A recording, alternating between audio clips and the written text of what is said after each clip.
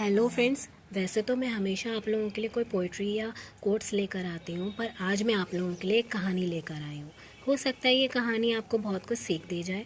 तो कहानी कुछ यूँ है कि एक आदमी होता है जो अपने भविष्य जानने के लिए बहुत इच्छुक होता है और एक ज्योतिष के पास जाता है।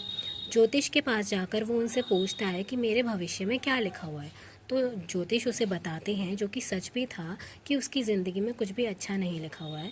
वो अपनी ज़िंदगी में कोई तरक्की नहीं कर पाएगा, उसका भविष्य बिल्कुल अच्छा नहीं है। तो वो यही सब सुनकर उदास हो गया और घर आ गया और हताश होकर बैठ गया और सोचने लगा कि मेरी ज़िंदगी में कुछ नहीं लिखा हुआ है, मैं अपनी ज़िंदगी में कुछ भी हासिल नहीं कर पाऊँगा, कुछ भी प्राप्त नहीं कर पाऊँगा। क्या मैं ज़िंदगी भर ऐसा ही रह जाऊँगा? यही सब सोचता हुआ वो ज़िंदगी भर बैठा रहा। उसने प्रयास नहीं किया क्योंकि उसे यही लग रहा था कि उसकी ज़िंदगी में कुछ लिखा हुआ ही नहीं है, तो प्रयास करके भी क्या फ़ायदा। और अंत में वो अपनी ज़िंदगी में कुछ भी नहीं कर पाया। वहीं दूसरी ओर एक और आदमी था जिसे अपना भविष्य जानना था, तो वो ज्योतिष के पास गया। ज्योतिष के पास जाकर पूछा उसने भी यही कि उसकी ज़िंदगी में क्या लिखा हुआ है। उन ज्योतिष ने उसे झूठ बताया, उसकी ज़िंदगी में भी कुछ नहीं लिखा हुआ था, लेकिन उन्होंने उसे उसका जस्ट विपरीत बताया।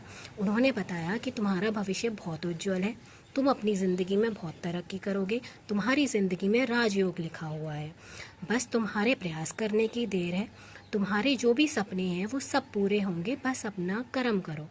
और यही सुनकर वो इतना प्रसन्न हुआ कि वो घर आते ही उसने अपनी सारी कोशिशें शुरू कर दी।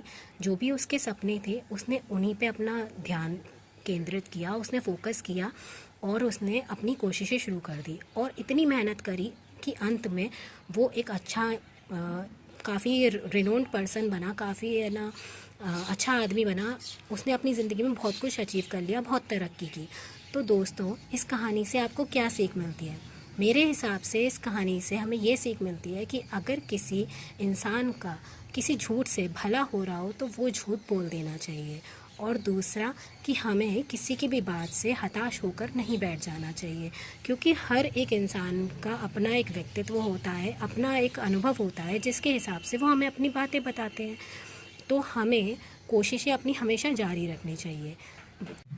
वहीं आप लोगों को इस कहानी से क्या शिक्षा मिलती है, मुझे कमेंट्स कर कर बताएं। Thank you.